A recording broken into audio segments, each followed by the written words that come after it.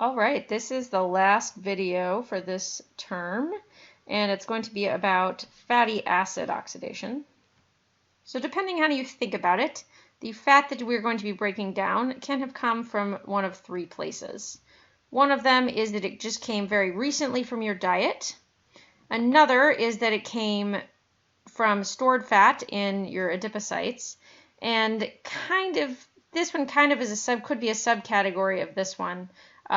Is that it could have come from biosynthesis from other things. So sugars and some amino acids can be converted into fats through acetyl-CoA. We're not going to talk about how this happens this term, but they can be.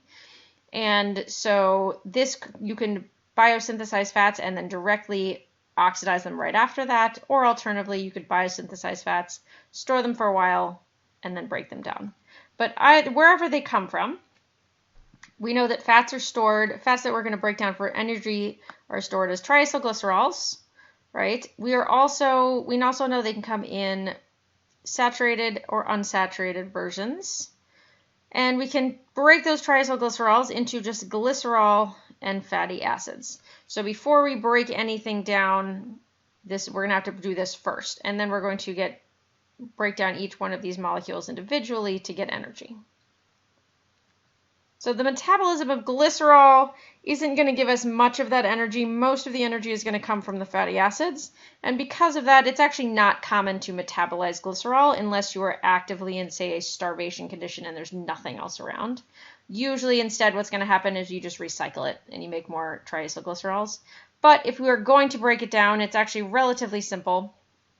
So you would just phosphorylate glycerol, which makes glycerol 3-phosphate, and then oxidize the middle carbon to a ketone, and this is dihydroxyacetone phosphate, which you should recognize because it is an intermediate in glycolysis. So we would then have to go through step 5 of glycolysis to isomerize it to glyceraldehyde 3-phosphate, and then go through the payoff phase of glycolysis. So it wouldn't go through all of glycolysis, just the last really 6 steps, if you count this one, right? So we can get some energy out of that because even after glycolysis, then when I say glycolysis, I would then also mean the TCA cycle and the electron transport chain. So you can get some energy out of that, but like I said, it's not as much as it is out of the fatty acids, so it's just usually not worth it. So these fatty acids are going to be broken down in the mitochondria. Shorter fatty acids are able to actually just go directly in. Longer ones have to use something called the carnitine shuttle, which we're not going to focus on this term. But one thing I want to point out is the carnitine shuttle converts the fatty acid to what's called a fatty acyl-CoA, where instead of the acid, we have CoA on here. So it's going to be the thioester. Fatty acid oxidation has 3 stages, just like glucose oxidation does. The first stage is going to be called beta oxidation, and this is something we haven't seen, so we'll talk about it.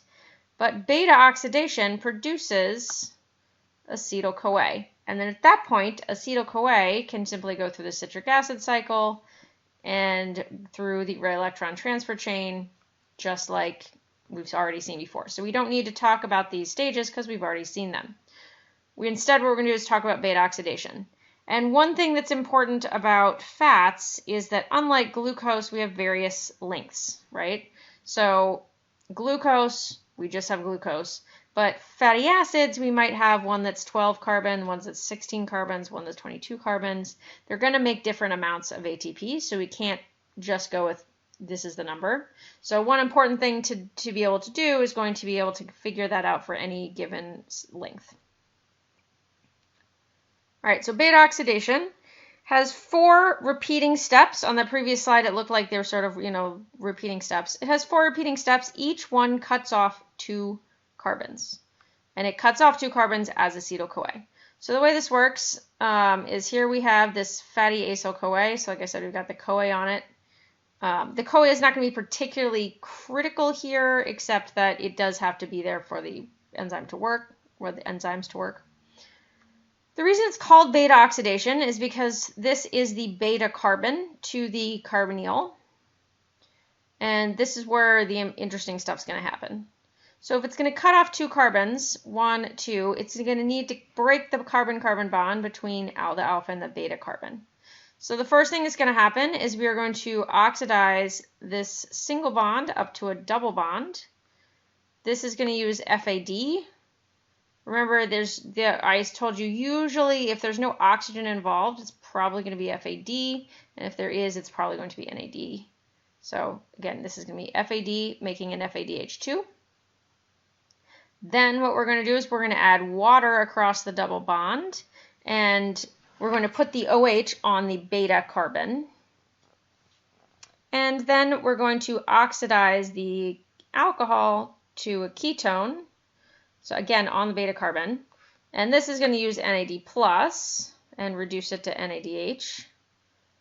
And then, so all of these are pretty straightforward. The last one is just going to be a thiolase reaction, and I don't want us to worry about the mechanism, but what you can essentially think about happening is acetyl-CoA comes in here, another acetyl-CoA, and it kicks off, it breaks this bond, right? So the fact that this bond can break, and it's going to grab a proton, so that it can become a methyl group here for the acetyl-CoA. The fact that this can break, it may be a little bit surprising, but again, enzymes. And the mechanism would make it a little bit more clear, but we're not going to worry about that mechanism. So just trust me on that we can break this. So what we're going to be left with is 1 molecule of acetyl-CoA, which was the first, the carbonyl carbon and the alpha carbon, and then a 2 carbon shorter fatty acyl-CoA. That can now keep going through. We can just loop this back up here and keep going through. So one thing we definitely need to know is how many cycles of beta oxidation it is going to go through. This little system of make a double bond, make an alcohol, make a carbonyl may sound a little familiar, and that's because we saw 3 steps just like it in the citric acid cycle. This is steps 6, 7, and 8 of the TCA cycle. And again, what molecules this is on is going to be different. All right. So, but if we just focus on the middle, it's exactly the same thing. And there's another similar pathway in the oxidation of the branched chain fatty acids, which again, we haven't seen yet, but does happen. So just like what we saw with the pyruvate dehydrogenase complex and the dehydrogenase complex in the citric acid cycle, again, this is a situation likely of a duplication of a gene and then specificity. So kind of once you've figured out a way to get from an alkane to a ketone, we don't need to reinvent the wheel. Let's just do it the same every time. So again, this is going to be repeated as necessary. And there are 2 carbons in each acetyl-CoA, but I want to point out this very last round. So when you have 4 carbons, you simply break that into 2 acetyl-CoAs. So each round produces 1 acetyl-CoA, except for the last round, which makes 2. So that means you're going to go through it n divided by 2 minus 1 times. So if it was a 16 carbon fatty acid, n divided by 2 is 8. But you don't have to do it that last time to get that last acetyl-CoA, so it's going to be 7 times. 12 carbons, n divided by 2 is 6, so we have to go through it 5 times. So this is definitely something you should be able to do for any number fatty acid. Figure out how many times it goes through beta oxidation. So this overall reaction, I know this looks really complicated, but it's mostly just things multiplied by a lot of numbers, right? So beta oxidation alone, if we're going to go through it 7 times for this 16 carbon fatty acid, we start with the fatty acid.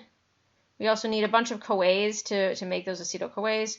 We end up with 8 acetyl-CoAs, and because we went through it 7 times, we had 1 step in that pathway that made it an took FAD and went to FADH2. And we had 1 step that took NAD plus and went to NADH and H plus, right? And there was also the water in 1 step. So the gist here is we're going to make 7 FAD or as many FADs and NADHs as we do the number of times we go through. But we know that these guys can get converted into ATP. And this is just, we've already seen this, just FAD plus oxygen plus ADP plus phosphate goes to FAD. This is just the recycling. So we're going to have to go through it 7 times each. And so if we add these things all together, what we actually get is 28 ATPs. And I want to just point out a slightly different way you can think about this, which is that 1 round of beta oxidation makes 1 NADH, which is 2.5, and it makes 1 FADH2, which is 1.5. So 1 round makes 4 ATPs once you account for the reoxidation of the electron transport chain, right? So the other way to think about this is there are 7 rounds of beta oxidation. I make 4 ATPs each time. 4 times 7 is 28. However, we don't need to stop at acetyl-CoA. Acetyl-CoA can go through the TCA cycle, and we know the TCA cycle makes a whole bunch of ATP. So the TCA cycle, and note we go through the TCA cycle 1 more time because we have those 8 acetyl-CoAs, even though we only went through beta oxidation 7 times. So however many times you go through beta oxidation, you go through the TCA cycle 1 more time. So if this is N divided by 2 minus 1 from the original fatty acid, this is just N divided by 2 times. So 8 times through, and we know that each round of the TCA cycle makes 10 ATPs, so that's where this 80 comes from. So total, and the real important number we care about here is the total number of ATPs, right? You could figure out the rest of it, right? You could figure out that you're going to need to use some oxygen. You obviously are going to make, each carbon is going to result in CO2. So if we started with 16 carbons, we end up with 16 CO2s. But the important number here is the 108 ATPs. So a single 16 carbon fatty acid can make 108 ATPs. That's a lot, right? Remember, glucose made 32. So one of the reasons for this is just because it's longer, right? There are 16 carbons, glucose only has 6. However, the other reason is the fatty acid started out more reduced. So you have more energy because you have more oxidation to do. Just a couple of minor side details. That was for a saturated fatty acid. If it's unsaturated, you have a problem because you already have a double bond there. So what happens is you go through beta oxidation until you reach the double bond. So in this case, it's at position 9, which is very common. So you will go through 3 full cycles of beta oxidation, and then you'll get this guy. The problem is, this is the alpha beta carbon. We want to put a ketone on this carbon. We cannot do that as long as there is a double bond there, right? That's not going to work.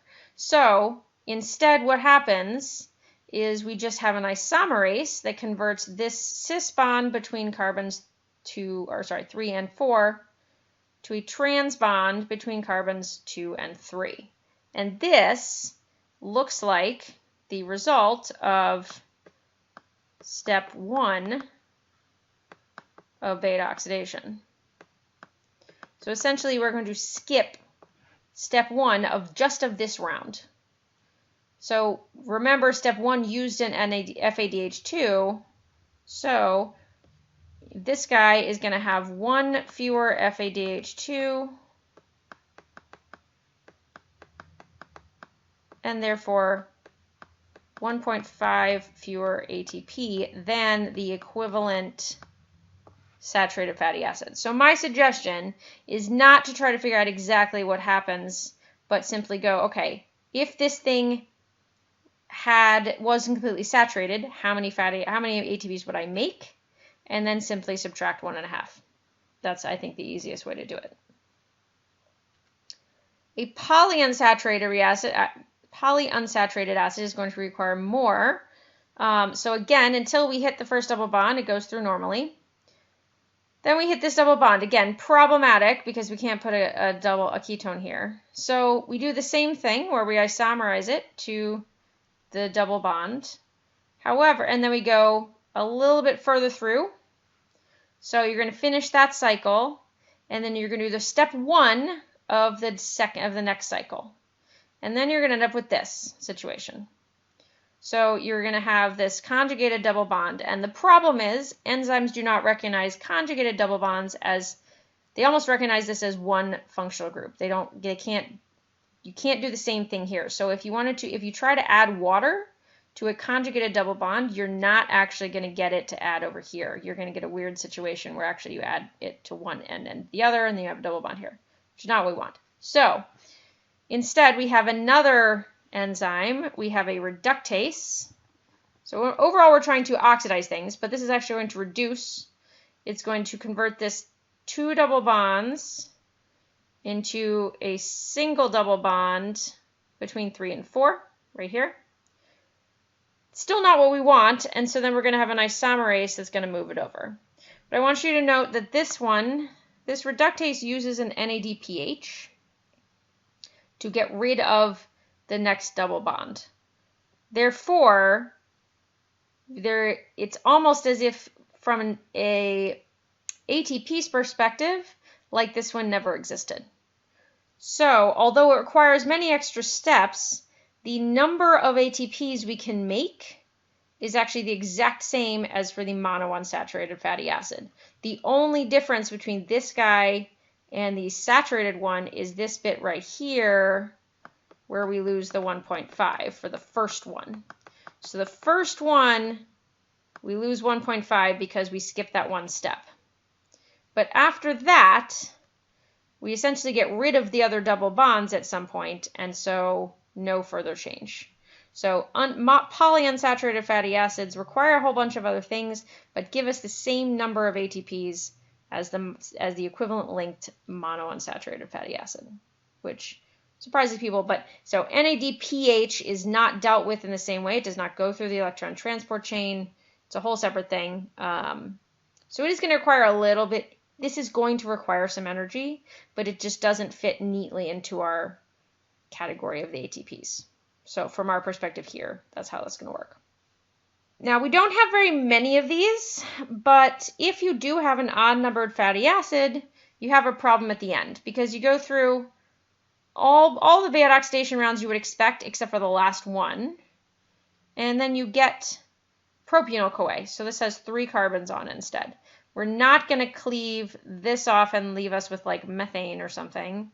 And so instead what happens, and I don't want you to focus on the details here, but basically we're going to stick another CO2 on here, and then we're going to put another CoA on there, and then we're going to move it, and we're going to end up with succinyl-CoA.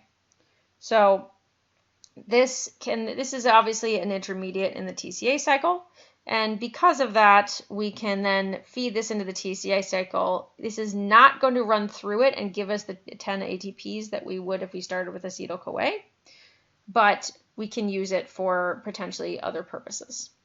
So odd-numbered fatty acids, basically, they make it as if you subtract the same number of ATPs as the fatty acid that's 3 carbons less, if that makes sense. So if let's say it was a 17 carbon fatty acid, they're going to make the same number of ATPs as a 14 carbon because these last 3 ATPs aren't going to end up getting oxidized for energy. So I want to leave you with the thought that catabolism is very modular. So we kind of kept coming back to this, but we don't want to reinvent the wheel.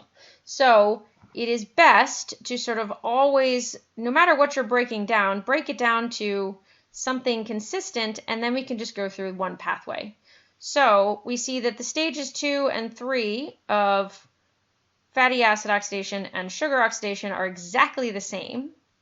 And then we only had to have the special one for stage 1. All right. When we do get in next term, if you're taking next term, when we get into amino acid oxidation, we will see we also use the TCA cycle and the respiratory chain quite a lot. And again, so that everything stays modular. All right.